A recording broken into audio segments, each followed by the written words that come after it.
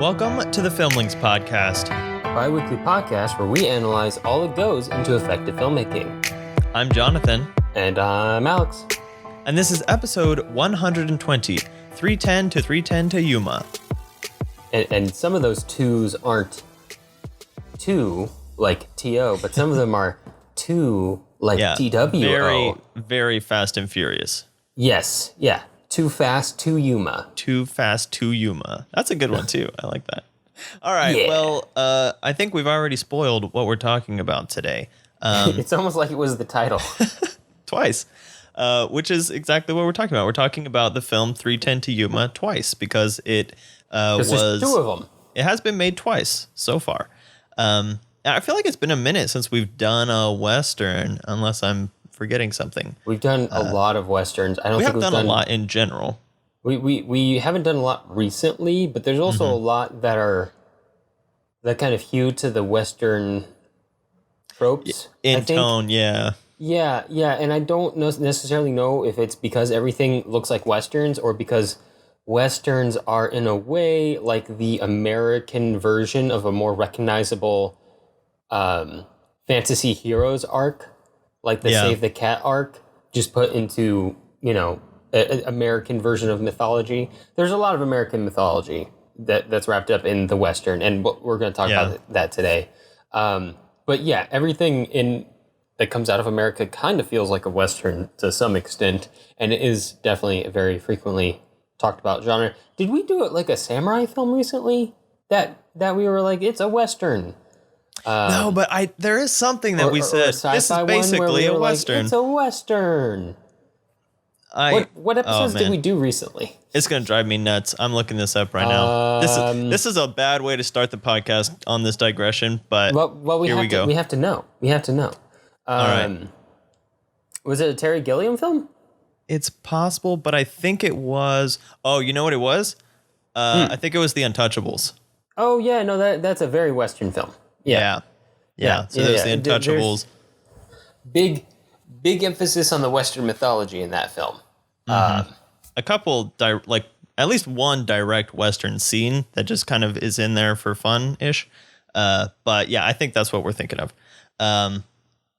So yeah, we're talking about 310 to Yuma, which is, honestly, this is a topic I've wanted to do since like season 1. And so we're throwing it in here. I think it's on that initial document of brainstormed episode ideas. Yeah, it's very early. It is one of the posters. It is one of Jonathan's movie posters. It is. It is actually the largest one that I own too. How big we talking?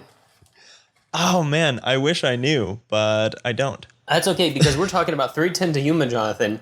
And before we talk about the movies, let's talk about the story. The story, because 310 to Yuma is a short story from 1953, written by one Elmore Leonard, a man with a first name, last name, and kind of a last name, first name situation going on there. And this was originally published in Dime Western Magazine, which was a pulp magazine at the time. If you think pulp fiction, if you don't know what the term pulp means, it's very pulpy in terms of like B-movie, very heavy in genre, not necessarily a whole lot of... It's kind of the original B-movie, just in written form. Yeah, very, very genre-y. And it's called pulp because it's printed on this very cheap pulp paper where the pulp really shows. Just like the number of times I've said pulp in the last 2 minutes. But the story is actually relatively close to how we see it in both movies. Did you get a chance to read it? I did not. In prep? Okay, I did, so I'll bring in a little bit of the story. But yeah, it's fairly close. Some of the dialogue is direct. Yeah. It mostly starts around the time where they're in the hotel room. The main character is not Evans. Who's like a rancher, a family man, who is the protagonist of both of the films. It is a marshal named Paul Scallon, who is escorting a criminal called Jimmy Kidd, Jimmy the Kid, probably. And there are some other... Billy the Kid is the real outlaw, right? Yeah. Billy the Kid. Yeah. I don't know. Jimmy Kid. It's close enough. close enough. Yeah, it feels right. It feels like a Western bad guy's name. But other characters are in there, like Charlie Prince, who's the second in command of Kid or Wade's gang, depending on the interpretation you're talking about. But for the most part, the movies are more adapted, are closer in character to each other than they are to the book, it seems. Was that the impression you got reading it? Not necessarily, because like you said, the most of the short story is like 15 pages, maybe less. I'll post a link to it in the blog post. Yeah, you got to come up with a lot of characters to make a 15-page short story stretched out to an hour-and-a-half movie. Yeah, so the short story is the confrontation in the hotel room, which is very similar in the original film, and then the walk to the station, which is beefed up a little bit in both of the movies. But both the movies kind of start at Marshall, or the Marshall who gets turned into Dan Evans, which we'll talk about. We start at his home, and we get more of the journey and how they get to the hotel room. But once they're there, it's pretty similar, and there is a bit of a change at the end. But the end is one of the biggest changes between the two movies too. So there's lots to dive into on that nitty gritty level. But as a whole, like, there's nothing that you could say with any of these three renditions of the story that, like, it feels like something else. They all hang together. They're recognizable as the story of 3:10 to Yuma. Yeah, nothing seems like a very large departure from the others. It almost feels like, because you start off with a 15-page short story, then you go to a hour-and-a-half long-ish film. Yeah. Then you go to like a 2-hour film that they're essentially just building on each other each time. And even James Mangold building is in the tradition of Delmore Dave's building on it. So, I think one of the things that I like about these that we'll get into is that each one feels like it respects the version that came before, and it's not trying to, like, remedy or fix something that it didn't like about the old version. Does that make sense? Yeah, none of them feel like a turn or a remake. They all definitely feel like, I guess they kind of feel almost like the same project. Like, they feel like a team. Regressions. Yeah, iterating on the same idea over and over to kind of enrich it. And essentially each time you're just getting a richer and richer idea. Now, there are some departures in how it ends in each version, I believe. Which do make differences for how we talk about the story as a whole, but we'll get into that when we're in the actual stories. Yeah, and I definitely have a preference, but I think the ending probably is the part of the story that most reflects what America's idea of itself at the time was. So, what did we think in the post-war boom of the 50s? And what did we think of ourselves in the post 9/11 near to stock market collapse era of 2007? So, and on a more surface level, what do audiences find entertaining? Yeah, what's in vogue for what do we like? Do we like stuff that's all heroics? Do we like stuff that's got twists? Do we like stuff that's bittersweet? Which may be a little bit of a disservice, because I do want to talk about how Delmore Daves was not necessarily the most in vogue director, of his day anyway. So there's lots to get into. Yeah. He kind of like skirts around through a bunch of different genres. He's a very B-movie director. Who's got such a grab bag. Like I've seen like a Fred Astaire movie he's done, and like a gangster movie he's done, and a Western movies he's done. Like he's kind of all over the place, in this really interesting way. Very much a journeyman style director. Yeah. All right, so let's talk just a little bit about the two editions of the film that we're talking about. So the first is, like we've said, 3:10 to Yuma from 1957, directed by Delmore Daves, who we'll talk a little bit about in a second. This stars Glenn Ford as our bad guy, Ben Wade, and Van Heflin as Dan Evans, our good guy farmer. And then we also have Felicia Farr as Dan Evans' wife, who is very important in this one, and we'll talk about how that changes a little bit. And then in 3:10 to Yuma from 2007, directed by James Mangold, who, speaking of grab bag career, This one stars Russell Crowe and Christian Bale. Russell Crowe playing our bad guy and Christian Bale playing the farmer Dan Evans. And we also have Peter Fonda playing... He plays the old marshal. He plays the old Pinkerton. Oh, okay. Yeah, This one has a couple of like just random cameos, like Alan Tudyk in there as Doc Potter, and stuff like that. So this one is rife with cannon fodder. Yeah. That's definitely something that we're going to talk in the 2007 version. Yeah, I think in my notes I call them red shirts, but it comes to the same thing. Very red shirty. Yep, nope, 100%. Which had definitely become a vogue thing in 2007 for adventure films and horror films, where you're like, okay, like 90% of these characters are going to die, right? Yeah. And then it became prestige television who was killing off everybody, because everybody's a red shirt now. Can't have enough. Because that's fun, I think. I don't know. That's what they tell me. But yes, both of them received award nominations. The one from 1957 received a BAFTA nomination, which, if you don't know, BAFTA is the British form of the Oscars, for Best Film from Any Source, which just means they don't delineate between genre or country of origin, unlike the Oscars. And then for the 2007 version, it received nominations for Best Original Score and Best Sound Mixing, which was actually incredible. It's really good in this movie. Yeah. Although I was really sad that they dropped the theme from the 57 version, because that theme gets stuck in my head a lot, actually. It's a good theme. It's very really on good. The nose. It's from a time where you could do on the nose themes. But I wish that in 2007... Sing the title of your movie. Yeah, exactly. Written to Yuma. The song almost comes up with an entirely different drama than what happens in the film, but but I wish the 2007 would have like just incorporated those notes in the score somewhere. But that's a nitpick. Okay, so let's get into the movies themselves and the story, and we'll have Jason set up the overarching plot, which will go through both of these films for us. So take it away, Jason. 310 to Yuma from 1957. Rancher Dan Evans and his boys witness a gang led by Ben Wade rob a stagecoach, where he murders the driver and a member of his own gang. The gang take the Evans' horses to prevent them from notifying the marshal. Later, the humiliated Evans, suffering from the financial pressure brought on by a drought, confronts Wade in a saloon in Bisbee, demanding payment for his horses in time.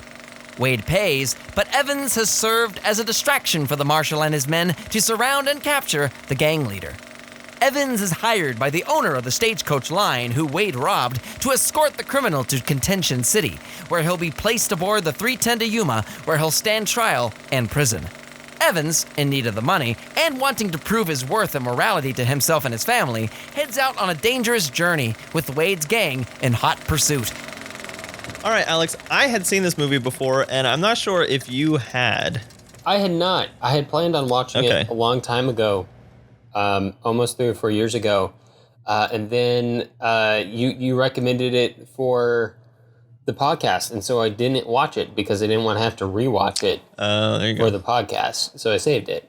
And it's been 3 years, but I finally watched it now. Yeah. So what are your first impressions? I really like this movie. There's something that I really enjoy about this era, like the 40s, 50s, and maybe the early 60s of genre B movies that come out of studios.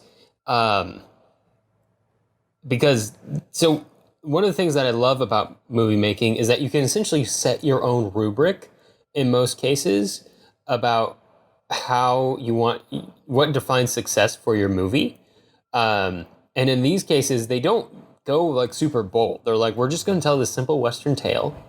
There's going to be some character involvement in it, but we're also not going to try to like sum up the whole of humanity in 1 hour and a half long film. Yeah. And so you get like these really like streamlined, to the point, enjoyable movies that maybe don't get elevated to like the level of classicism that like Citizen Kane or Casablanca get elevated to, but they do, but they are just good, well-made movies. And this for me was immediately pinged as one of those movies. Like, this isn't gonna, reveal life secrets to me, but it's gonna be a very well made movie that I don't have to like groan through. I don't have to drag myself through. It's gonna be enjoyable. It's gonna be well made, well done, and just good. And I really appreciate that. And it definitely met that criteria. And it also struck me almost immediately that I don't think this movie would be as well known today if not for the remake.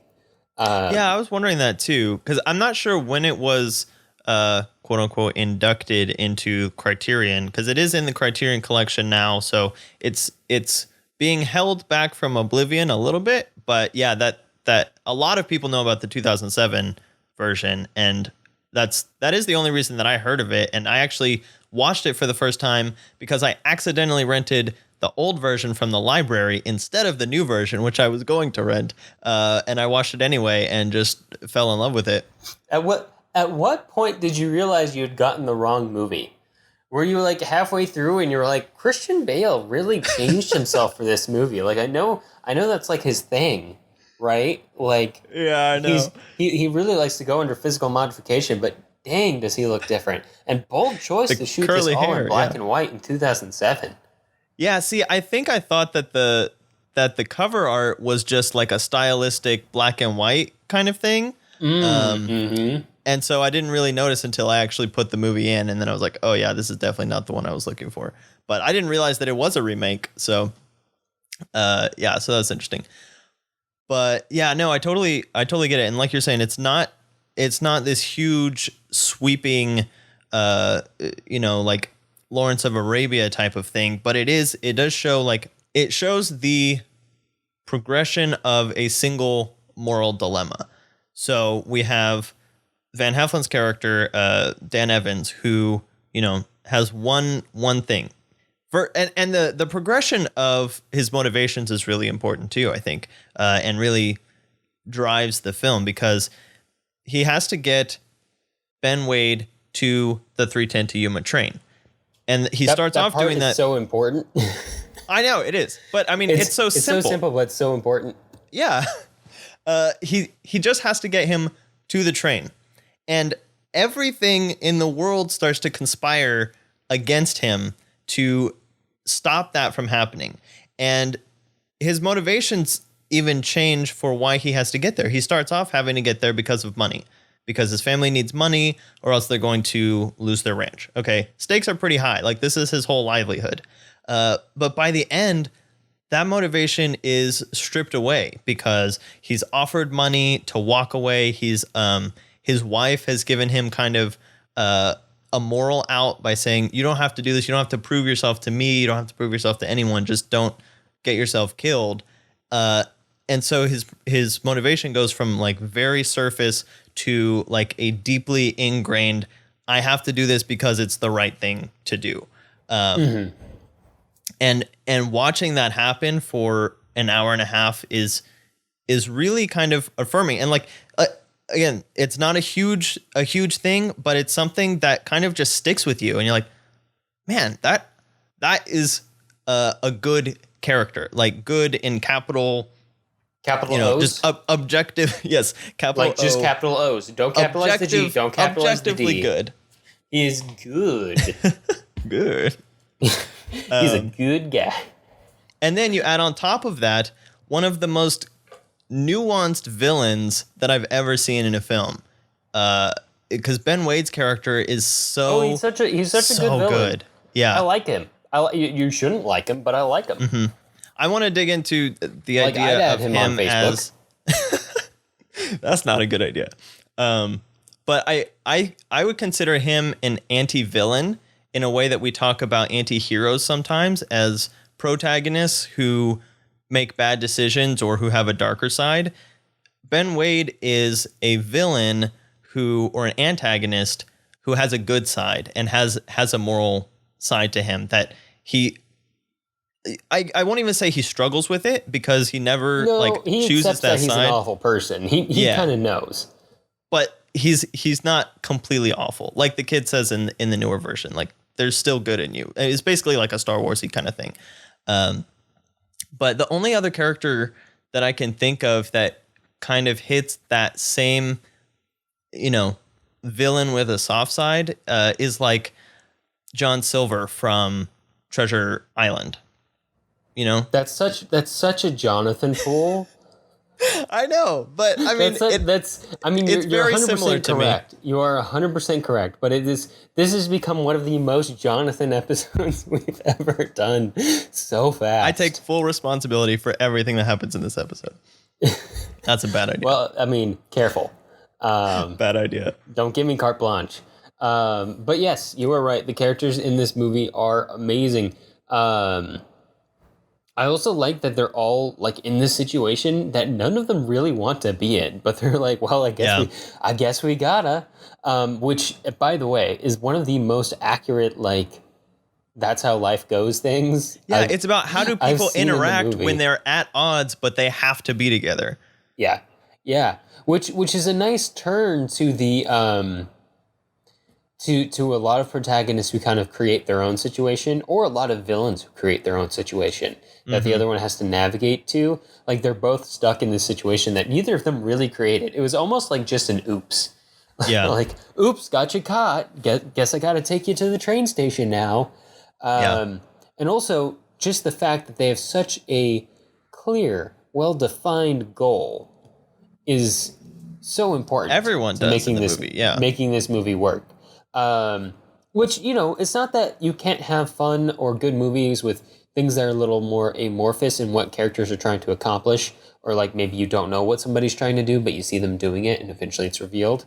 But here, the well-defined goal works just so well in both the Western setting, because it kind of embraces that idea of strong, independent, simple people who aren't complicated. And two, it provides area for their individual motivations to be explored a bit more.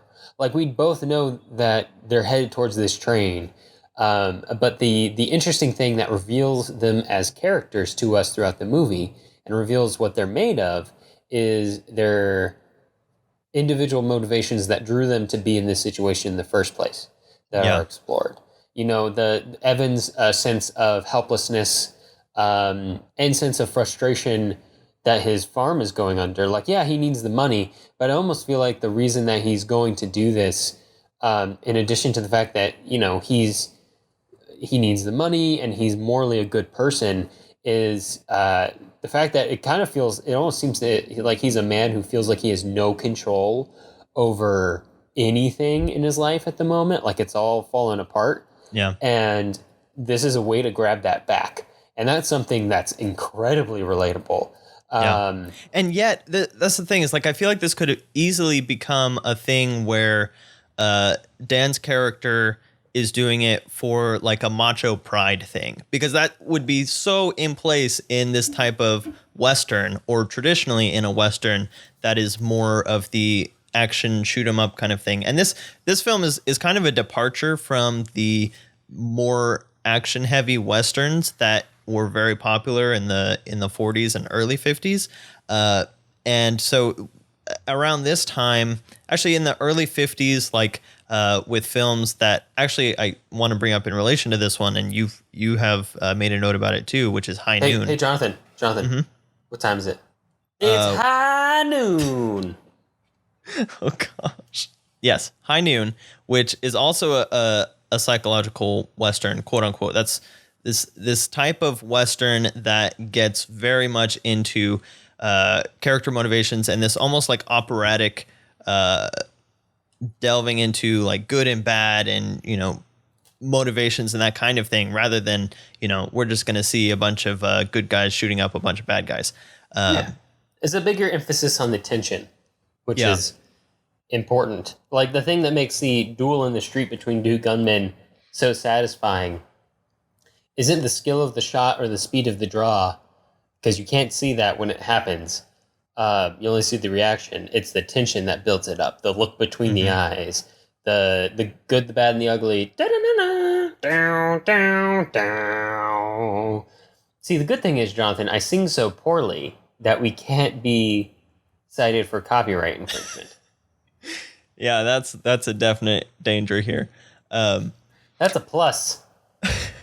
So yeah, but in these, and even more than in like The Good, the Mad, and the Ugly, like here we don't have a showdown. We have the long walk from the hotel to the station, which is the climax. But even that is more important because we know who these characters are. It's not like at the beginning of, say, A Fistful of Dollars, you have Clint Eastwood shoot a bunch of bad guys just to show how good he is. And that's entertaining, but what makes a showdown hit home even more is if we know what the stakes are, like why these characters have to be the one to draw first, because we know what it means to them. And so that's why that walk to the station is so important, because we know what it means to Dan Evans, and Ben Wade knows it too. And that changes the equation as well, because we've spent all this time. And I think part of that part of the story of just them spending time and getting to know each other, which mostly happens in the hotel in this one and is kind of stretched out a little bit more along the journey in the next one, is really important though. It's like it's Ben Wade gaining sympathy for Dan Evans, which makes him such an interesting bad guy, because he's never not the bad guy, but he has sympathy just as much as we do. Yeah. He's a bad guy who's very aware that he's the bad guy and like playing the role of the bad guy, but also that doesn't entirely define him as a person either. Yeah. Which is really interesting. Huh. So how did this one compare to the book, Jonathan? I know there's a lot of expansion, like, obviously changing the main character to be a rancher who's kind of forced into this situation to and I actually do want to talk about that a little bit. Add runtime. But how does that? What else is like surprisingly different from the book to this, or the short story, I should say? I will say the main thing is the very end. A lot of the short story is the conversation in the hotel room, and since that conversation takes about 15 minutes in the movie, it's pretty close to word for word. Yeah, it's almost direct. But there is the very end of the film is different than the very end of the story.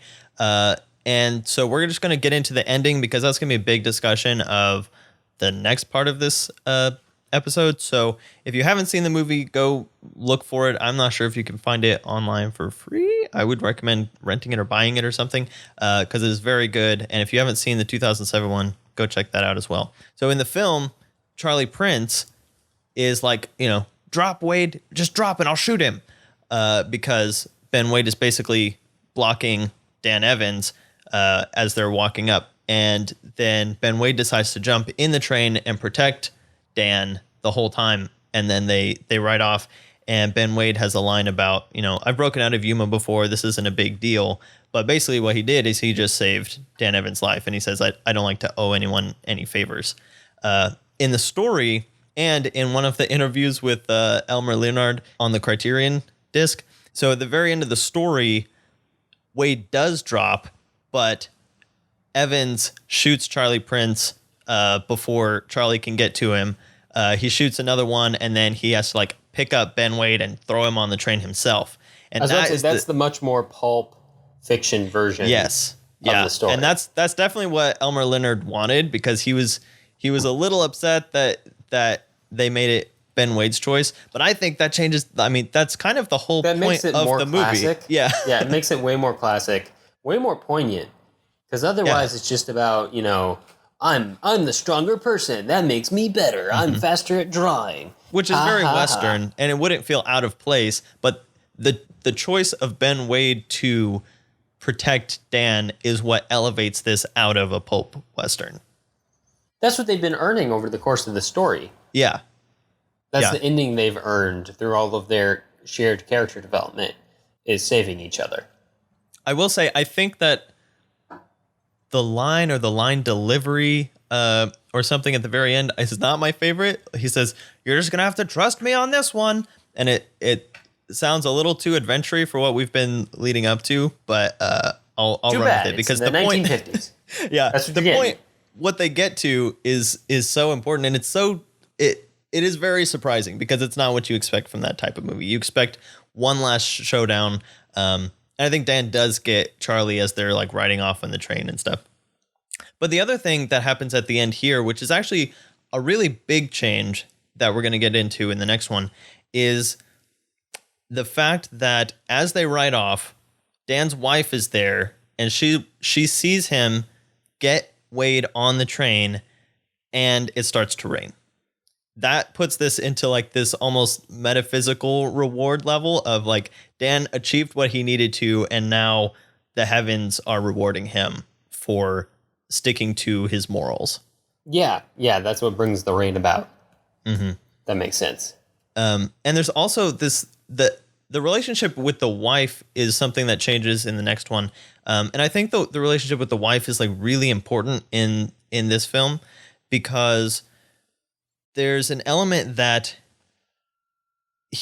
everything he's doing is because it's and again, it's a hard way to say this that doesn't sound like it's a macho thing, because it really doesn't come across that way, but it's like, this is what a man does. There is justice to be done, and if no one else is going to do it, I'm going to have to be the man to get this accomplished. And that kind of just goes into like his relationship with his wife as a husband, because we get this sense that they are pretty rock solid in this movie. There's one of my favorite scenes is the dinner scene when Ben Wade is playing mind games with his wife and with Dan. But before they leave, they have a moment together, and she basically puts all his fears at rest. Like, she's totally on his side. She's there for him. And because we've seen Ben Wade seduce the barmaid, so we know that he's very persuasive in that way, and we kind of wonder about Dan's wife, but she seems very committed to Dan by the time that they leave, and then she follows him, so we see that even more. So I think that goes into the motivations like in the background of all of this. It's a solidifying of that relationship, and that's something that changes in the next one, not necessarily in a bad way. I like the way that it plays off here, but they introduce a different relationship in the next one, in the next version, that kind of takes that place. Yeah. No, that makes sense. Okay, so the last thing that I thought was really, really poignant about this film that is also going to be missing from the next one is the character of Alex Potter, the drunk. What did you think about that? He was an interesting character to have in the first movie. He was almost a little disappointing in the sense that it felt more like it was hewn from that pulpy origin of this story. Almost in the sense, it almost felt like, because he dies, right? Yes, and that's okay. What I'm getting to, because that is one of the things that shocked me the first time that I watched this, is that how dark that was. Yeah, it's really dark, but in a way, it almost reads as he is a sinner for being drunk and is punished via death over the course of the movie. I don't think I saw it that way. While searching for his redemption in helping escort this man to jail. Yeah, I think that was more the focus that I read into it, is the idea that he was, like Dan, he was one of the ones who was willing to go, even though he was, essentially his character is incompetent. And regardless of his incompetence, he was still willing to make that trip that much more competent men were not willing to make. And along the way, he died for it. And that becomes part of the motivation for Dan too, is, Alex gave his life for this. What is that going to mean? He had nothing else going for him. So if this mission fails, then what did he die for? That kind of thing. Raising the stakes even more. Yeah. And yeah. I understand why that is missing from the next one, because that changes a lot of the emotional arc that we have to go on. they add like 5 Alexes and they kill them all. Yeah, and that lessens the impact of each one of them and that kind of thing. But I thought that Alex was really interesting in this one. And the last thing that happens in the hotel room here that doesn't in the next one is the brother of the stagecoach driver that dies at the very beginning comes in and tries to kill Ben Wade in a street justice kind of style, and Dan stops him and beats him up, and that's when we see that Dan is capable, and he's willing to do what he has to, and he actually does it to protect the criminal, which is another kind of nuance, because the criminal doesn't matter. You beat up the criminal, you kill the criminal because they're gonna die anyway. But Dan it has to do the job the right way. Yeah, it's the part about him being good with the capital O's. Yep, the most important part of good is the O's. Good. All right, Jonathan, shall we teleport forward 50 years? Exactly 50 years. I don't know if that was intentional or not, but that is so perfect. It might be. I feel like it probably was. Yeah. So let's talk about 3:10 to Yuma from 2007. Jason, give us a quick rundown of some of the differences. 3:10 to Yuma from 2007. The same plot as the original 1957 film, but now Evans is a wounded war vet with a bad leg and up to his eyeballs in debt. His son, William, is older than in the 1957 film and views his dad as weak. He eventually takes a gun and joins the posse, which is larger this time around with disposable characters, and helps escort Wade to the train. One of the biggest additions in here is the railroad, which kind of makes sense because it was already about a train. Yeah, they actually do this twice, which is, just like as a dramatic, thematic through line. There's more motivation for Dan Evans because he's in debt to somebody who's associated with the railroad. It gives motivation for his son to look down on him, and therefore put himself in danger over the course of the movie. But one of the things I like best about it, Jonathan, is it kind of amps up the idea of the American Western mythology. Because in the American Western mythology, what typically acts as like the ticking clock or the signal of the end, or your like doomsday apocalypse, your Ragnarok of sorts of the American West, is the railroad. Like, it plays an important part of it, but the more it spreads, the closer you come to just having an integrated area that is no longer a lawless frontier. Thereby ending the American Railroad, which I feel like is you mean the American like a West? nice thematic. Yeah, exactly. Which I feel like plays into the much darker tone of this version of the movie. Mm-hmm. Yeah, which is partially just a change of sensibilities in general. But yeah, the general tone things are, we add back in a lot of action without losing very much of the cycle. Like, it doesn't feel like this movie turned to just action and lost any of the psychological elements. It actually, we definitely know that they're leaning into the psychological elements because they change the way that some of it resolves in really important ways. So they're still keeping that very thoughtful nature of it, but they do give it a shot in the arm of action at at various points to keep it, somewhat marketable, but also just entertaining in general. So there's that, and then yes, it does have a much a little bit less humor.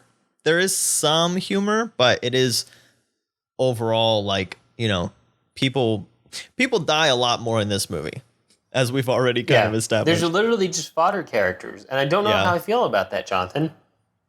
It's interesting to have an expanded cast of characters, and it's one of the reasons why this can now hit a 2-hour mark instead of an hour-and-a-half long mark. Mm-hmm. Also, in the first one, we don't see hardly any of their journey from Bisbee, which is Dan's hometown, to Contention, where the train is. Yeah, they just kind of show up. Yeah, they do a little bit of walking, and they have like one quip line, and then they're there. So this one we have we have that. I actually want to time it out because I think that journey is longer than the half hour that's added to the film, but maybe it really does just fill that half hour because there's not a ton lost in the other parts. So there's definitely a reason to have those darker moments. Like, for instance, they send out the man who is taking Wade's place in the wagon to kind of act as a decoy, and he essentially gets caught and then burned alive while trapped in the wagon. That one's really dark. Part of that is character development for Charlie Prince, which we got to get into. Yeah. Or things where, the really annoying guy who works for the railroad. Oh, yeah. I hate him. Who gets stabbed to death after being annoying all night. After, probably the whole audience wouldn't have mind stabbing him. Yeah. Although it's interesting, this time when I watched it, I realized like how little he was actually in it, and yet I just remember him as being like the worst. The actor does a good job of being a twerp. Yeah. And this part of those scenes are important because, we have to show how dangerous these characters are. For instance, Charlie Prince burning that guy alive in the wagon shows us what a freaking psychopath he is. Psychopathic, yeah. Whereas, we were almost starting to kind of like Ben Wade at the point right before he stabs that guy multiple times. And that's a quick little reminder of like, hey, don't feel safe.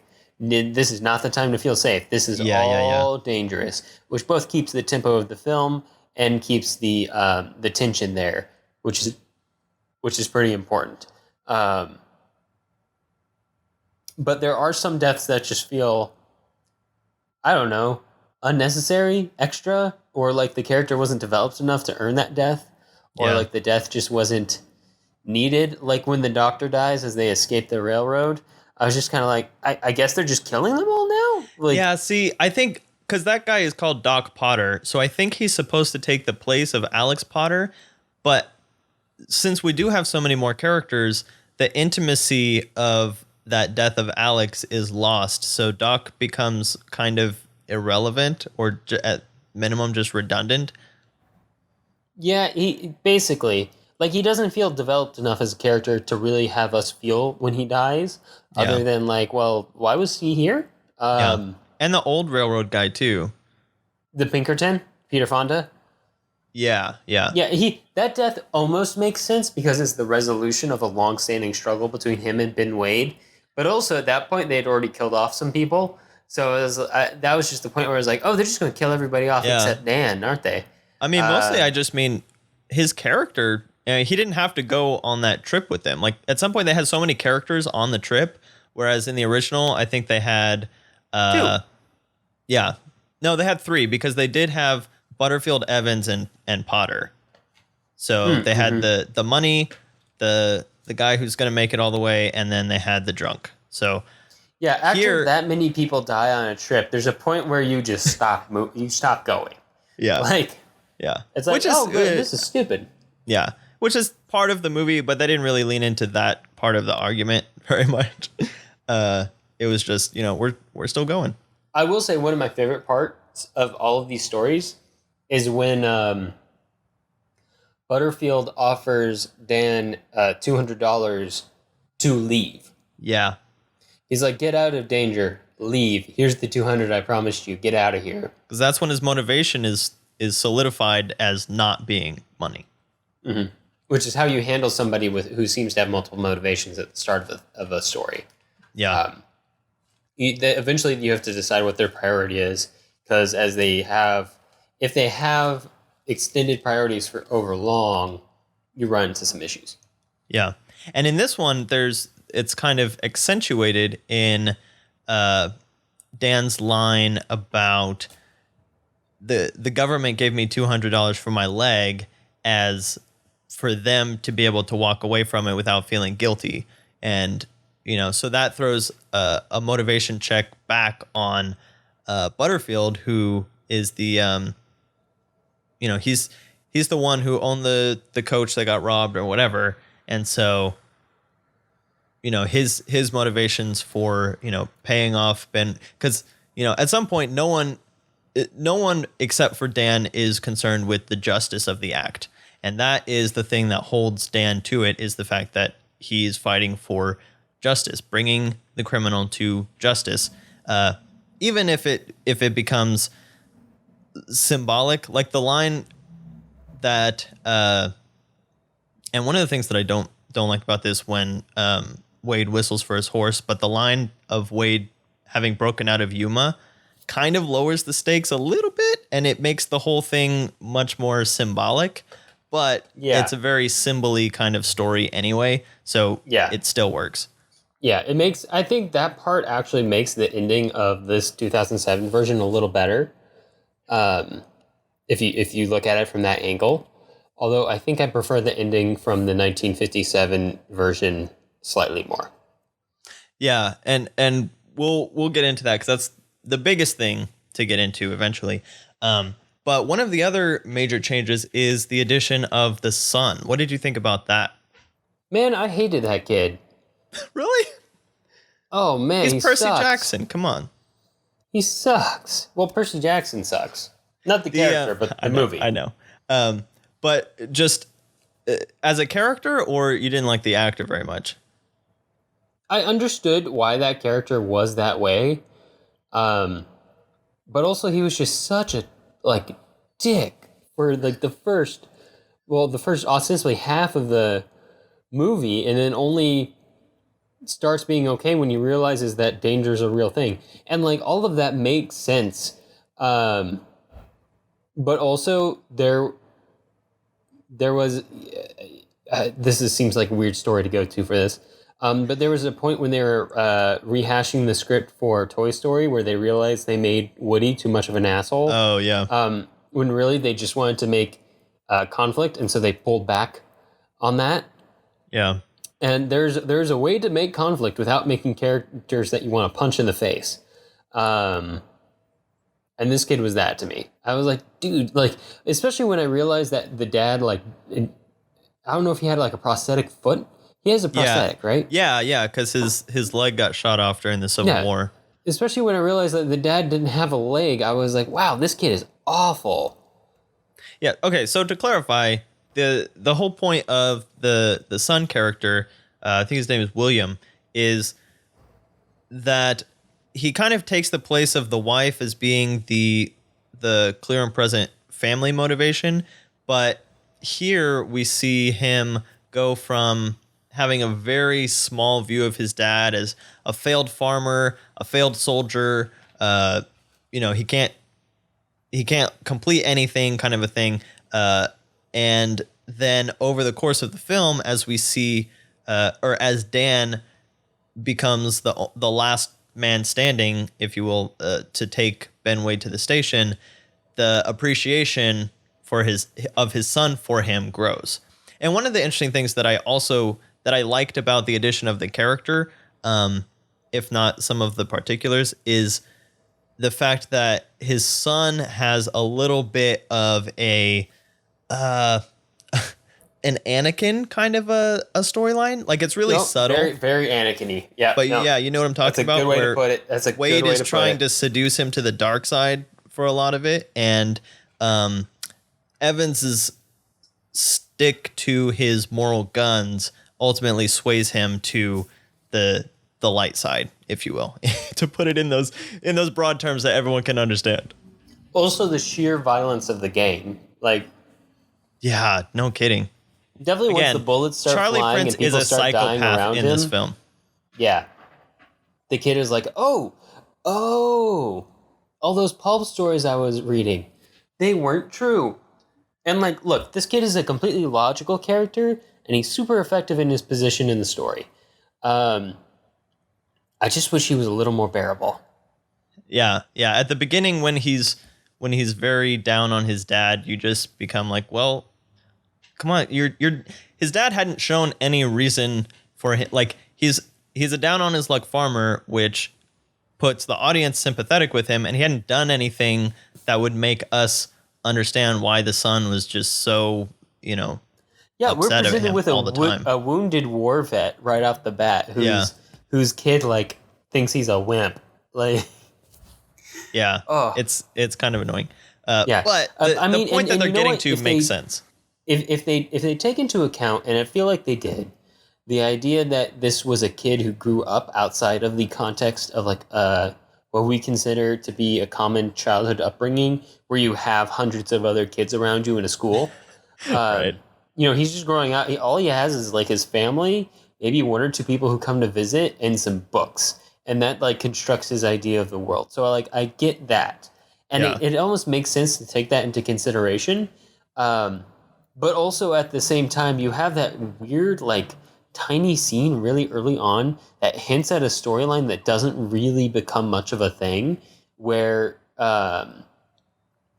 Christian Bale's wife is like, we're supposed to make decisions together, which like I agree with that. I think that's how marriages should function. But that's a super modern idea. Like that doesn't sound like what marriages were like in the 1870s in the American West.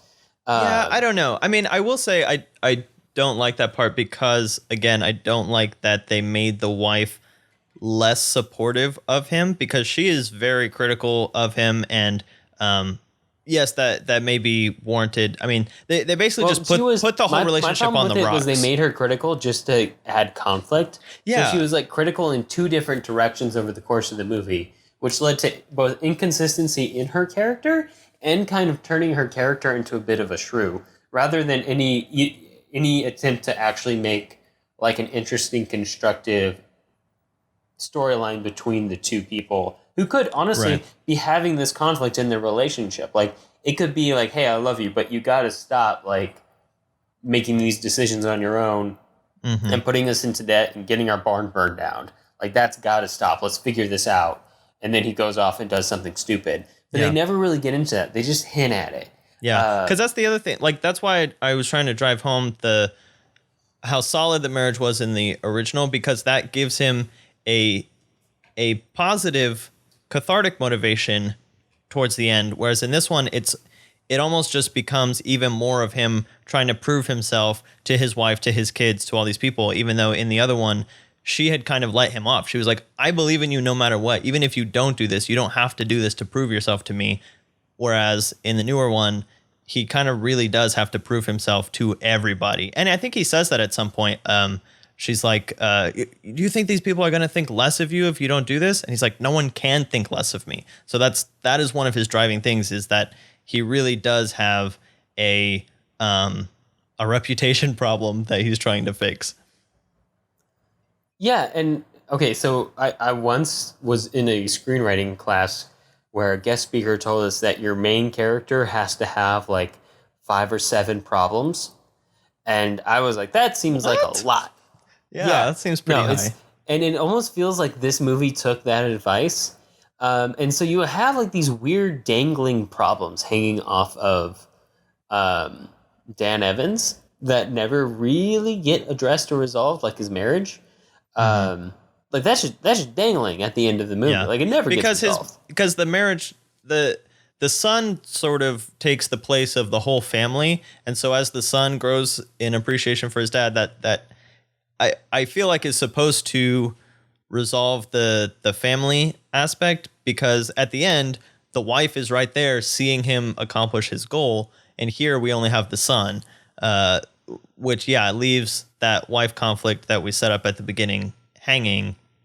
And I don't think it achieves that goal very well, but I feel like that was the motivation for it. So let's talk about... You should really only set up conflicts that you plan on resolving. Yeah. So let's talk about Russell Crowe's character, though, and his portrayal of Ben Wade. What did you think of that performance and the changes? Slight changes. More intense? I thought he was a good modern Glenn Ford, just in general. Yeah.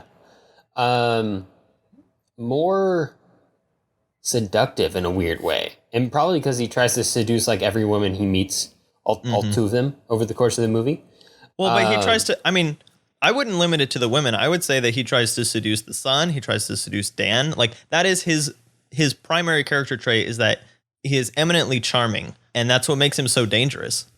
Yeah, no, that is definitely part of his threat. He's rallied this entire gang to him. And, Charlie Prince's radical devotion to him is probably not entirely Charlie Prince's fault. Yeah, right. So what did you think about, I thought one way that they kind of ratcheted up his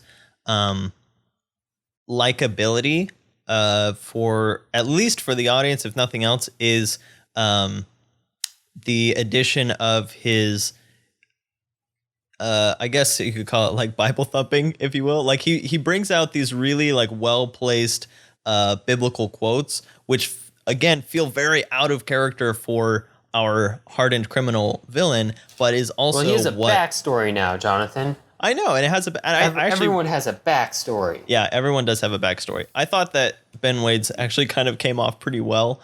It did. It's one of those things that just creates a,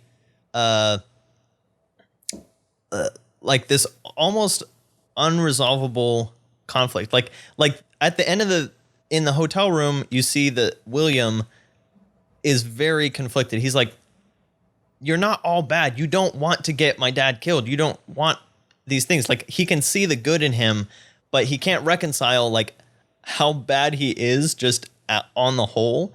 And that's what the audience is wrestling with the whole time too, is like we see how ruthless Ben Wade is. And yet at the same time, we see, and again, this film kind of just takes a lot of the things from the original and heightens them. So we get, not only do we get that he is moral, but he's artistic and sensitive. He's constantly drawing all the time and this kind and all this kind of things.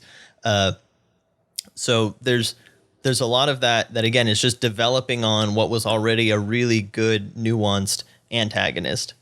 He's definitely a really good character. Like he charms the audience too. Like you want to hear more about him. You want to see him move on screen. You want to see him act. You want to hear what he has to say. Because he's very calm. Yeah. He's very in control of whatever situation he's in, even when he's not in control. Yeah. Okay, so let's talk about the ending and the differences. You want to just lay out how the ending differs from the first one? Spoilers, all the spoilers. In this one, Dan Evans dies brutally. He gets shot a lot, and then but it's almost not immediately afterwards. I will say it's not until he gets Ben Wade on the train. He actually puts Ben Wade on the train. Yeah. And then Ben Wade hops down, takes his gun back, and kills his entire gang as revenge for the death of Dan Evans, a man he's come to respect, who died in front of his son's own eyes. Yeah. Yeah, which is important because, and there's, I think I did listen to the commentary on this, but there's also a really good, like, some summarization of James Mangold's commentary that I think the guys at Film School Rejects or whoever owns One Perfect Shot did. But about the ending, James Mangold said that he sees it kind of like a Greek tragedy, kind of in its parallelism. Like if you consider Charlie Prince to be quote unquote Ben Wade's son in a way, like his protege. And then by the end of the film, one of the father figures dies and one of the child figures or the legacy figures dies. And so there's that give and take there. And the fact that Ben Wade is the one to make that exchange is important. Essential, really. I think it's a really good ending for Ben Wade's character. Mm-hmm. I don't think it's a very good ending for Dan Evans' character. Yeah. Yeah. It loses a lot of the satisfaction for the audience of just seeing the good guy win, because that's really what the film is about. It's about setting up these stark good and bad, and at that point you want to see good win so bad that it's kind of just leaves you on a depressing note when it doesn't happen. I'll also say that there's, at the point in the movie where Dan Evans dies, he doesn't gain anything by his death. He doesn't complete his story arc by his death. His son, unless you want to bring it to the son. Yeah. Well, the son had already respected him by that point. He was like, yeah, Dad got him on the train. He saw that. He saw him get on the train. He's won. And then he just, dies to make it sad? And, to make it more realistic, family, Alex. There was, screw realism. I'm not here for realism. Realism in storytelling is a myth, and if you tell yourself otherwise, you're a fool. Or a Maisel's brother. Realism in storytelling, it's all made up, all of it. It's made up. Even documentary, it's made up. Okay, got it. But yeah, I mean, it's a really good ending for Ben Wade's character just because, you get to see him complete his arc, and he's a different person, and it's a really interesting ending for his sake. But yeah, Dan Evans, he's already made arrangements for his family to be taken care of. The railroad's going to leave him alone. The rain's coming back. His family's going to be okay. Yeah. His son already respects him. That is one of the things. Dies. Yeah, that is one of the things because I don't think in the first one there was ever a contingency where Butterfield was like, even if you don't make it, I'm going to send this money to your family, blah, blah, blah, blah. In the first one, like, he still had to get there to get, anything out of it. But in this one, yeah, everything is kind of like tied up in a bow by the end. Yeah, it's not a noble death for that sake. There's nothing accomplished through the death. Yeah, it's just a dramatic purpose. Yeah. Yeah, he's accomplished all his goals. There's no nobility to his death. There's only tragedy. And it doesn't feel like a movie that was built to be a tragedy up until that point. Yeah, and especially if you're, I'm not saying that you have to be, but if you are familiar with the original, it does come very shockingly. And again, like I would be more okay with it. It doesn't bother me too much because I do like that dramatic parallel. But the thing that bothers me the most about the ending is, like I've already said, when Ben Wade whistles and his horse follows the train, and you're just like, okay, you don't have to rub it in. Like, we know that the point was symbolic and futile, but like, just give us the satisfaction of thinking that he's actually going to be taken all the way to Yuma, and then he's going to have to get out somehow. Like, I don't want to just feel like he's going to jump off in 20 minutes. Yeah. Yeah, there's no point in adding to that. That was little, but it's the way the movie ended, and it's just like, I loved everything up until like that moment. I was like, It does. I think the thing that annoys me about it is that it feels dramatic for drama's sake. But it feels like it missed the mark of what the whole thing was going for. Like, I don't want to. I'm not here to admire like how good Russell Crowe is at getting out of a pinch. I'm here to admire Dan Evans, and I want to be left on that. Maybe if even something as little as like he died saving his son from Charlie Prince or something like that, I could understand. But yeah, it was just another kind of like random, or not really random, but senseless act of extreme violence throughout the movie, which it does go into the development of Charlie Prince. 21st century thing to do. Yeah. Yeah. And again, it goes into how like just evil Charlie Prince is, because Charlie Prince relishes that death. It's true, but that is prioritizing the character of Charlie Prince over the character of Dan Evans. And now that I think about it, it's interesting because Dan Evans kills Charlie Prince in both the original and in the short story. So that is a complete 180. Yeah. No, that's a difference too. It is the one choice that I don't think I really agree with. There's other ones like the cannon fodder. Like, I understand it. I get it. I get what time it is in movie making history. I understand. That one, it just felt unnecessary, cheap. Yeah, it was the only moment where I felt like we gotta do something different. Yeah, yeah, and I'm fine with that. Honestly, like, as much as I typically am like a source material purist, I understood it, and I think I liked it just for the fact of like, you could tell they were thinking about it. They were intentionally creating a different dramatic resolution and all that kind of thing. So I can appreciate it for that, but I agree that I do just kind of like the cathartic satisfaction of the original. But with that, do you want to move on into overall and talk a little bit broader about how these remakes what this says about remakes in general? Sure. So a couple of things that I just to bring up about the nitty-gritty story stuff that just is overarching before we get into kind of the movie making side of it, is that at some point in watching through these, I kind of started to think of them as like an anti-Faust parable, in the sense that there's so much of the relationship between Ben Wade and Dan Evans is transactional. From the very moment that he walks into the bar and Ben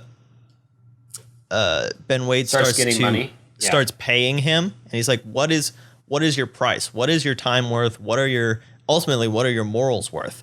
And so when you put it in that conversation, because then when we get to the hotel and he's offering him like $7,000 to walk away, and so the story almost becomes what is the cost of not doing a deal with the devil, rather than the typical Faustian, what do you lose if you gain the world? You lose your soul. But if you keep your soul by not selling yourself out for, the thing that will solve all your problems, whether it's, the railroad guy letting you off the hook or getting a bunch of money from a criminal, if you don't do that, it still can come with a price. But the price is lower than if you had done it on a moral/spiritual level. Yeah, unless the price is your life. Yeah. Well, I mean, even then, you still have, your moral legacy is still intact. And you're dead. That's true.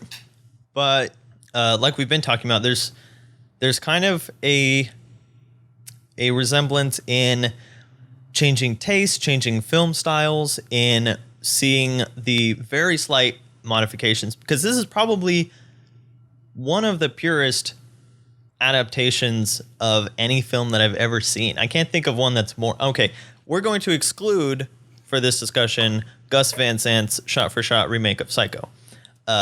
Even that probably has more from a lot of discussions. Even that probably has more changes in it, just in terms of its tone and stuff, than this one does. Like, this one holds a lot of the heart of the original, and in addition to straight lines and scenes and that kind of thing. But what does it say about just changing America, changing American cinema? Happy endings are something that has become very frowned upon, or at least very, very rare. Mm-hmm. Ever since the American New Wave, which we've already had like a whole discussion of. Speaking of, like films like The Untouchables and stuff like that. Yeah. Yeah. I mean, with the exclusion of something like with blockbusters, and then later superhero movies, which are ostensibly blockbusters. Even those are getting darker. It's true. They're killing off more characters. I think mostly because there's too many. Actors don't want to just make Marvel movies for the entirety of their careers. Oh, that makes more sense. No one thinks there's too many yet, except me, apparently. Yeah. No. Well, I guess, Marvel hasn't put out a movie in forever. This is the longest we've gone without a Marvel movie since surprising. 2007 when Iron Man came out. And this film. Yeah. It all matches up. But yeah, definitely, things have gotten darker. Maybe that's because of how we perceive the world. Maybe it's because we think happy endings are unrealistic, which is rich coming from a bunch of people who haven't gotten to the end of their own lives. So how do you know? I will say, like, as a little bit of a devil's advocate, I think that in 1957, there was also a trend towards the darker types of films, because there were a lot of noir, even like noirs bleeding into westerns, a lot of like, Orson Welles' Touch of Evil, that kind of thing going on.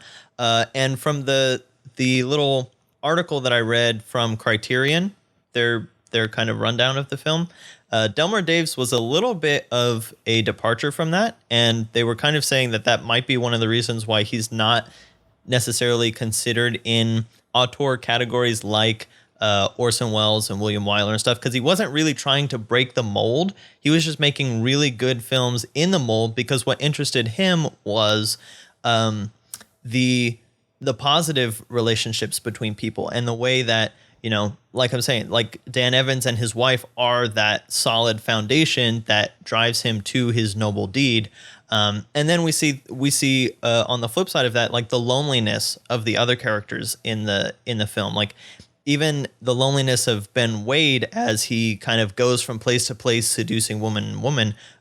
Also, apparently that tryst he has that is not so subtly implied in the film is one of the first instances of like a extramarital affair type of thing, like being portrayed as as just a thing that people did, even though it is the outlaw. But that was kind of a scandalous thing, just to like so heavily imply that they, had their little fling in the bar.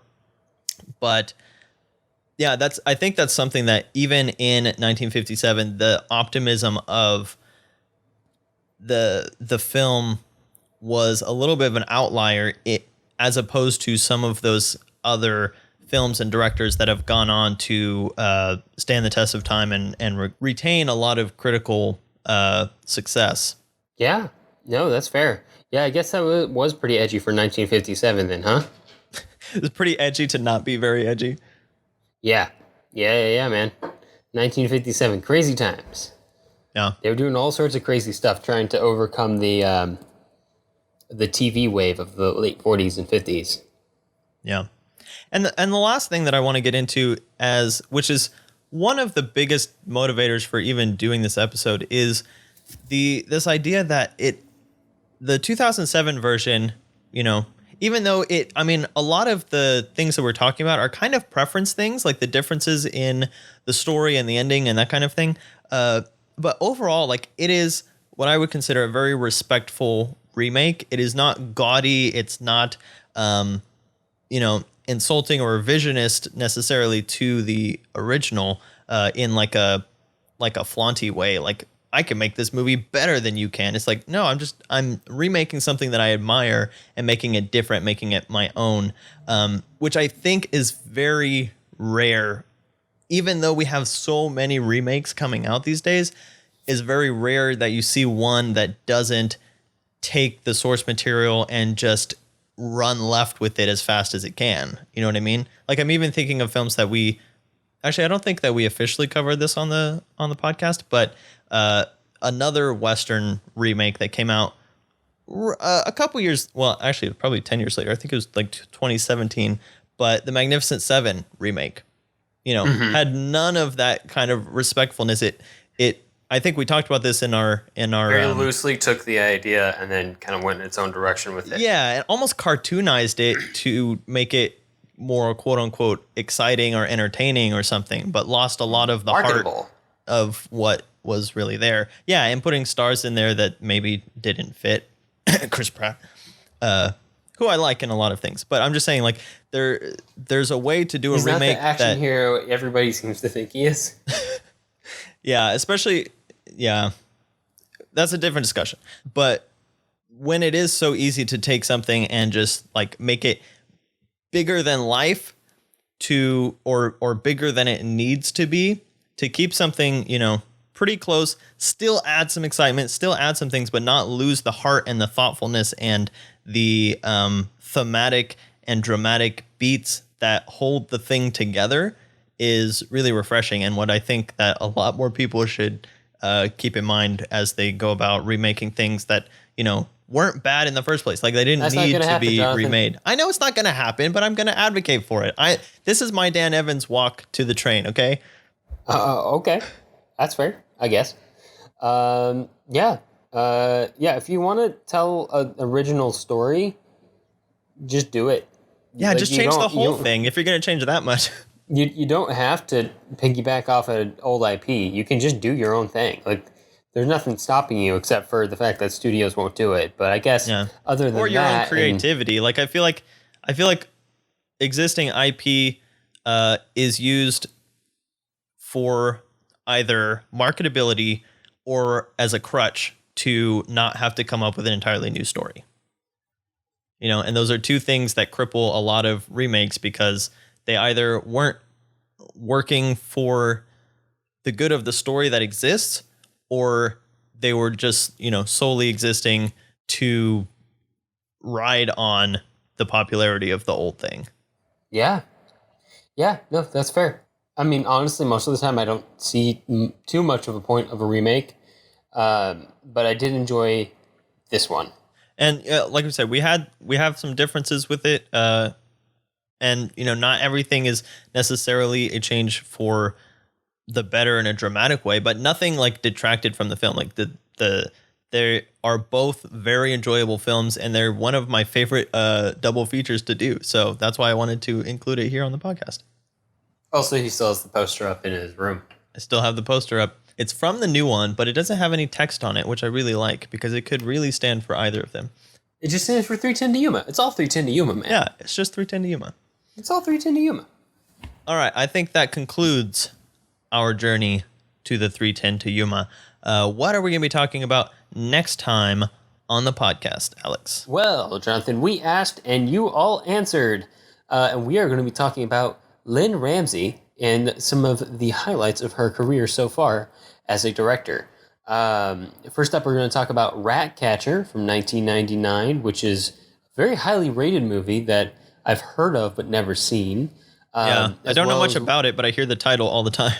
Yeah, as well as we need to talk about Kevin. Again, very similar thing. Haven't seen it. Heard about a lot about it.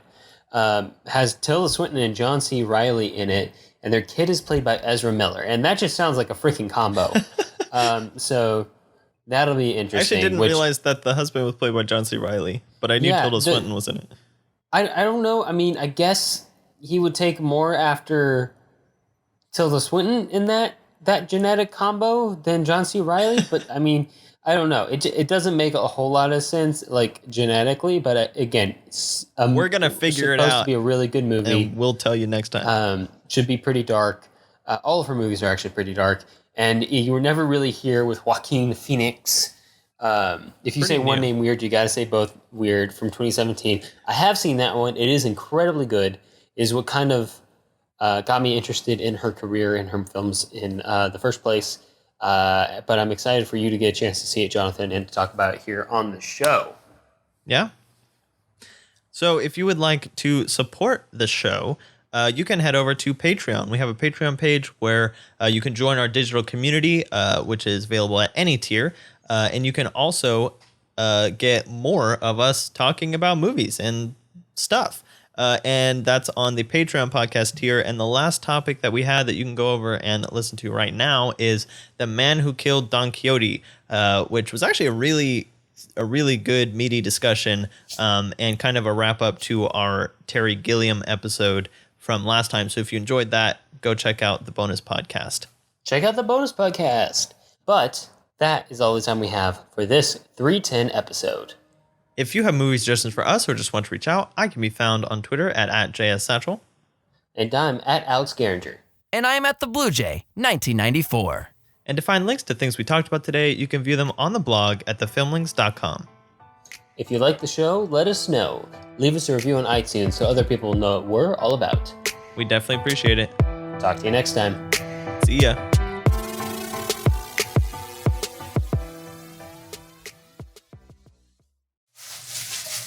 Pause for treats. Pause for bottle caps or Suki treats? No, for dog treats. Oh, okay.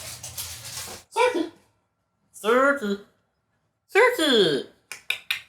Touch. Did you do a Stitch voice? Surky. It's pretty close. You gotta talk to your dog in a way they understand. I talk to my cat, but I don't think he understands no matter what voice I use.